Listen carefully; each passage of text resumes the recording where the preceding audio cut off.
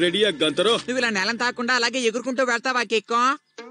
ఉండు, ఇంతకీ అది సాధ్యం అంటావా? సాధ్యమే తమ్ముడు, నేను ఆల్రెడీ బ్యానర్ కూడా ఏర్పాటు చేశాను. ఓకే గంతరు, ఇక నేను మొదలు పెడతాను. సరే సరే బానే ఉంది కానీ నేను ఇప్పుడు వేడి వేడి పొటాటో తింటాను. వేడిగా ఉంది, వేడిగా ఉంది. లేదు గంతరు, నేను ఈ ప్రయత్నం చేయకుండా ఆగను. నన్ను నమ్ము. ఓకే, నువ్వు పొటాటో కూడా భలే తిన్నావులే. మళ్ళీ ప్రయత్నం చేద్దాం.